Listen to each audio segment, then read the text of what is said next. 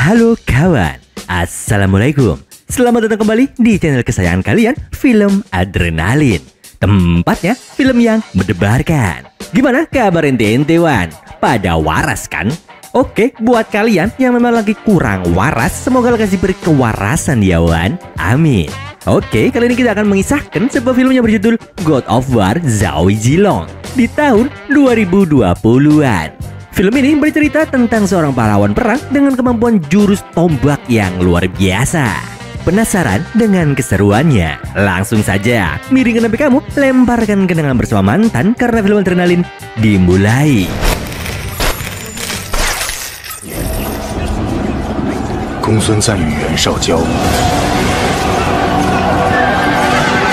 Pada suatu abad yang mana merupakan kejayaan dinasti Han, terjadilah pertikaian antara kerajaan Gongsun Shan melawan kerajaan Yuan Zhao. Dalam peperangan tersebut, Jenderal Liu Bei mulai kewalahan karena pasukan kerajaan Zhao sangat banyak Wan. Namun ketika pasukan Liu Bei diambang kekalahan, raja mengirimkan pasukan elit bertombak yang dipimpin oleh Zhao Zilong. Dengan jurus tombak yang dimilikinya serta ultimate-nya yang meresahkan di gamenya anak-anak, Zilong berhasil mengalahkan pasukan musuh. Akan tetapi, Zilong harus membayarnya dengan banyaknya prajurit yang kehilangan nyawa. Serta kakak Zilong yang juga harus kehilangan nyawanya dalam peperangan itu.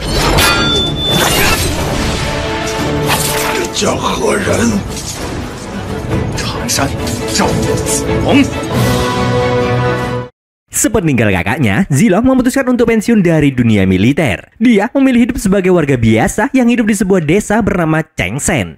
7 tahun kemudian, seorang gadis bernama Xiao Fan muncul di desa Chengfen. Xiao Fan menuju ke rumah Zilong untuk membeli gerabah. Tapi tiba-tiba saja,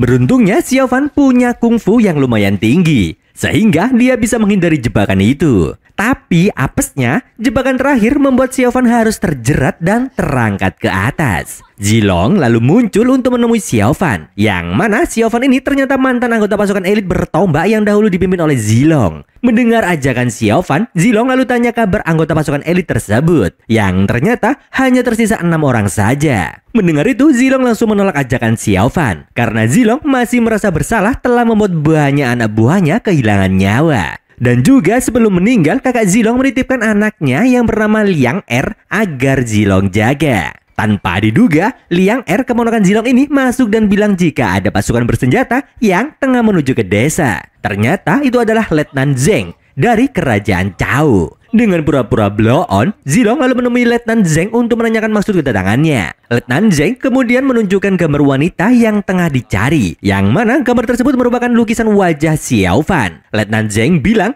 jika wanita ini telah mengatur sebuah rencana untuk menghabisi komandannya. Karena tak mendapat jawaban yang dia harapkan, Letnan Zeng lalu mendatangi Liang Er untuk tanya di mana Xiao Fan berada. Namun Zilong menghalanginya dan membuat Letnan Zeng marah dan mencabut pedangnya dari sarungnya.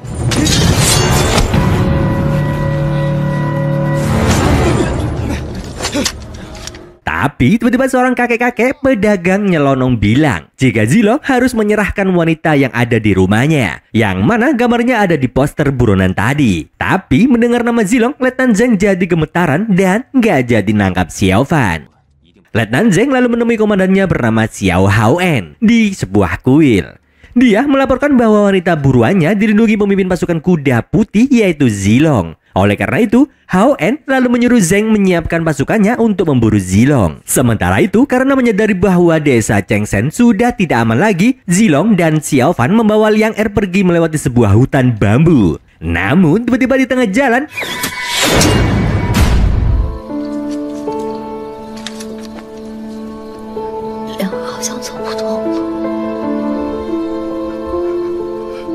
kemudian Xiao Haoen datang menantang Zilong, yang katanya punya ilmu tombak yang tak tertandingi. Setelah Liang Er menghembuskan nafas terakhirnya, Zilong lalu mengambil tombaknya dan langsung beraksi. Zilong mengeluarkan jurus-jurusnya yang dahsyat, yang mana komandan Haoen bisa mengimbanginya.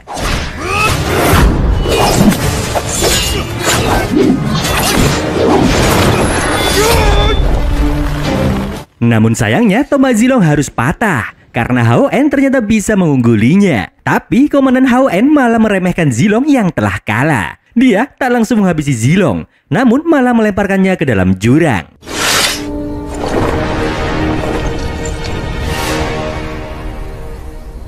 Di malam itu juga, Xiao Fan bisa ditangkap oleh prajurit yang dipimpin Komandan Xiao Hao En. Di keesokan harinya, desa Chengsen sudah hancur lulu lantak. Dari atas bukit, kelompok bandit yang dipimpin oleh seorang bernama Jiang Han mengamati desa tersebut. Dan ternyata para bandit tersebut adalah mantan pasukan elit kuda putih yang dahulu dipimpin oleh Zilong. Sementara itu, Zilong ternyata masih hidup. Dia diselamatkan oleh seseorang yang kemudian membawanya pergi dari tepian sungai, tempat Zilong terdampar. Tapi meskipun tubuhnya sedang terluka parah, Zilong ingin pergi ke desa Chengsen untuk menyelamatkan warga. Namun, bapak penyelamat Zilong bilang jika desa Chengsen sudah dibumi hanguskan oleh pasukan Xiao Hao En. Zilong kemudian dibawa ke sebuah desa, yang mana desa tersebut dipimpin oleh jenderal kerajaan Gongsung San, yaitu Liu Bei. Di saat di sebuah rumah makan, Zilong tengah mengamati seorang prajurit yang menceritakan tentang kehebatan Jenderal Liu Chang yang merupakan adik Liu Bei. Kemudian tiba-tiba Liu Bei datang untuk mengunjungi adiknya yaitu Liu Chang. Melihat kedatangan Liu Bei, orang yang menyelamatkan Zilong bilang ke Liu Bei jika dia merekomendasikan orang tangguh untuk bisa direkrut yang bernama Zhao Zilong. Tapi saat dia menunjukkan di mana Zilong berada, ternyata dia sudah menghilang tanpa jejak.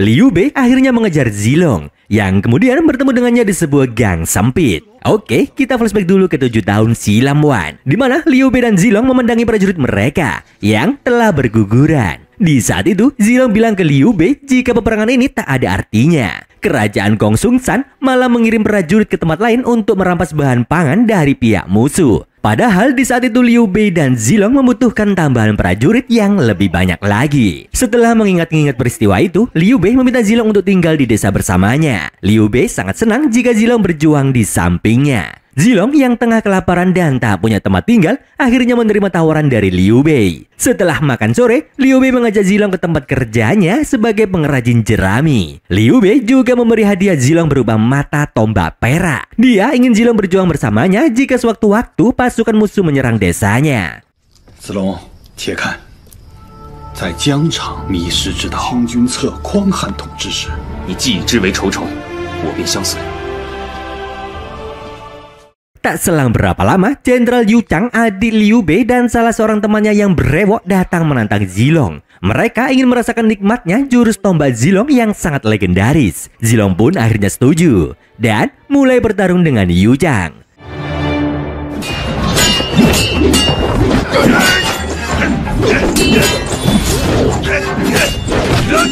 Pertarungan itu membuat Zilong, Liu Chang, dan si brewok teringat pertarungan mereka dahulu, di mana mereka pernah berjuang bersama-sama. Di sisi lain, Komandan Xiao Hao En mendatangi kerajaan Cao untuk meminta tambahan 5.000 prajurit, guna mengambil alih wilayah yang sekarang dijaga oleh Liu Bei. Setelah lama memohon, Xiao Hao En lalu didatangi oleh penasihat kerajaan Cao. Penasehat kerajaan bilang jika tindakan Xiao Hao En sangat berbahaya. Dia memberi saran jika ada baiknya Xiao Hao En menghabisi Liu Bei saja dan lalu mengambil alih wilayahnya. Setelah bercakap-cakap dengan Xiao Hao En, penasihat kerajaan yang bernama Lau membawa bandit Jing Han menemui Xiao Fan yang mereka tangkap, yang sekarang dalam keadaan terluka. Tujuan penasihat Lau membawa bandit Jiang adalah untuk bernegosiasi. Lau ingin Jiang Han menghabisi Liu Bei. Setelah itu, Xiao Fan yang dahulunya adalah teman satu timnya akan Lau bebaskan. Akhirnya, melihat temannya tersiksa, maka Jiang Han menerima permintaan Lau. 提刘备的人头来许都，出去之后可别再反手了。让你见笑了，江汉。 1 tahun kemudian, setelah menyusun rencana yang matang, Jiang Han menyuruh salah satu anak buahnya untuk menghabisi Liu Bei. Gao Miao, anak buah Jiang Han, melancarkan aksinya pada saat malam tiba. Dia menghabisi beberapa anak buah Liu Bei dan membakar kediamannya. Di saat Gao akan menghabisi Liu Bei, tiba-tiba Zilong muncul dan melindungi Liu Bei. Gao dan Zilong terlibat duel yang mana jurus mereka sangat hebat.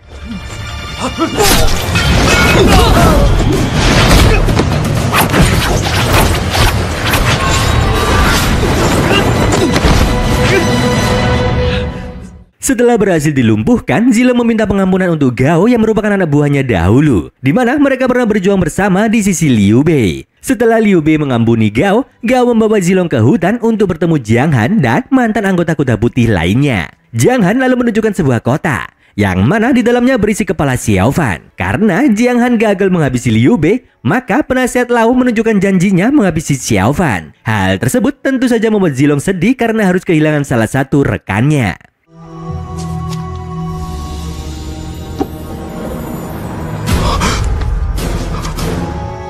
小凡，丫头这一生都惦记着你。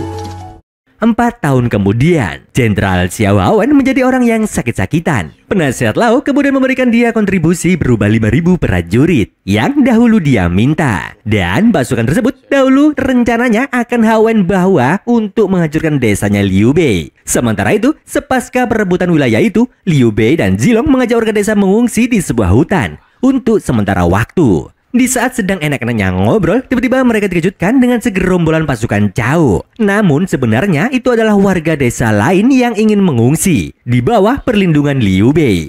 Meskipun dengan sedikitnya perbekalan yang mereka bawa, Liu Bei pun menerima permintaan warga desa lain tersebut. Di keesokan harinya, Liu Bei melanjutkan perjalanan melalui lembah. Di tengah perjalanan, Brewok memberikan Zilong hadiah tombak perak untuk melindungi para warga. Setelah Zilong menerima tombak tersebut, tiba-tiba pasukan Cao datang menyerang para warga.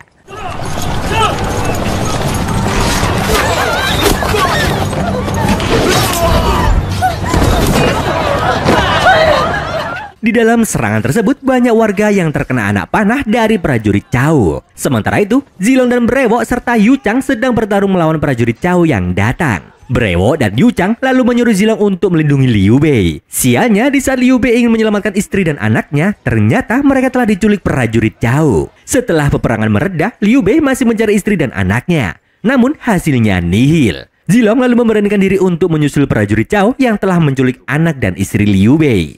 Liu Bei mempercayakan keluarganya kepada Zilong, serta dia berpesan agar Zilong berhati-hati. Sementara itu, istri Liu Bei yang dibiarkan hidup sedang mencari keberadaan anaknya. Tapi sialnya, dia bertemu prajurit Cao yang sudah 2 tahun tak pernah merasakan hangatnya pelukan wanita. 2 prajurit Cao ingin istri Liu Bei memberikan kue brewoknya kepada mereka. Beruntungnya, Zilong datang di saat yang tepat.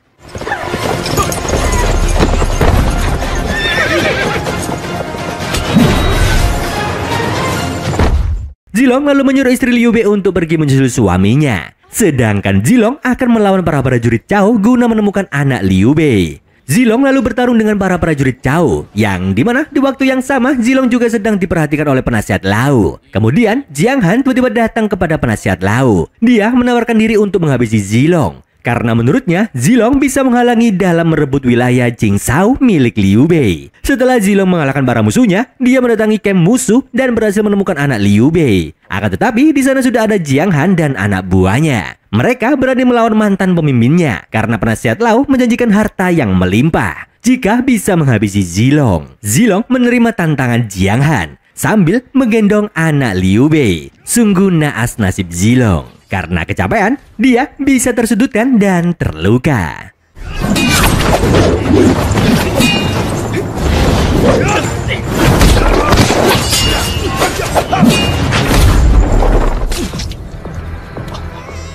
Zilong lalu diberi tawaran oleh Jiang Han untuk bergabung dengannya menghabisi Liu Bei. Tapi tentu saja, Zilong menolak dan bangkit kembali untuk melawan Jiang Han.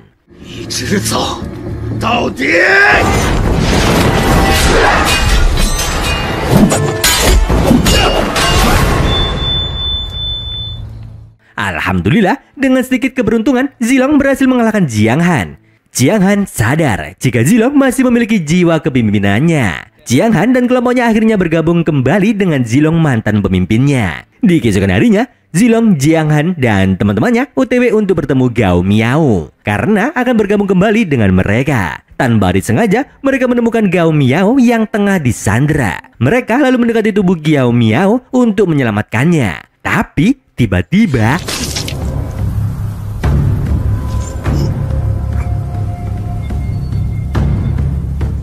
tubuh Gao Miao tertembus pahlawan. Dari balik semak-semak muncul banyak prajurit yang ternyata dipimpin oleh komandan Xiao Haowen. Akhirnya Zilong dan Jiang Han beserta teman-temannya terpaksa melawan prajurit dengan ganas, meskipun mereka kalah jumlah.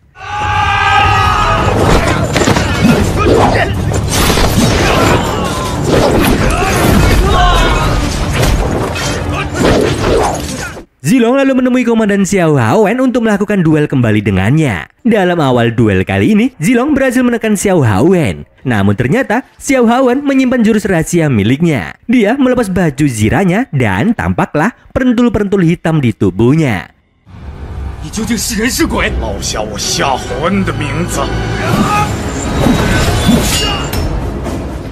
Ternyata kekuatan Xiao Haowen bisa membuat dia bergerak dengan sangat cepat, kuat, dan mengerikan. Dengan kekuatan andalan komandan Xiao Haowen, dia pun bisa menumbangkan Zilong untuk yang kedua kalinya.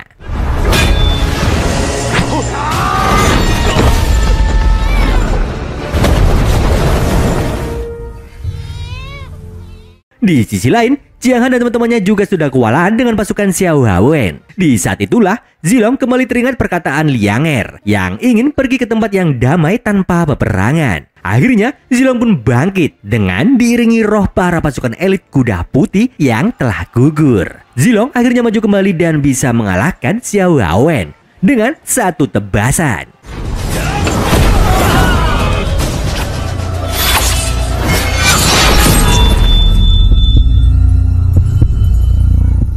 Di sisi lain, Jiang Han dan teman-temannya harus kehilangan nyawanya. Dan kini tinggallah Zilong seorang diri. Dia pun akhirnya kembali ke tempat Liu Bei dan berhasil membawa anak Liu Bei seorang diri. Dari kejauhan, Zilong bilang, film sudah tamat bang.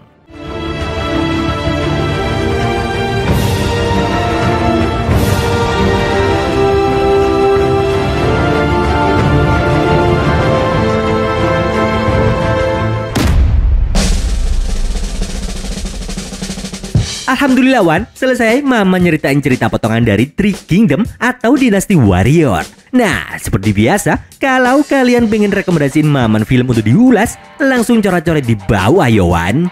Akhir kata, Abang Kusir sukanya malah naik unta. Maman mau plesir dan sampai jumpa.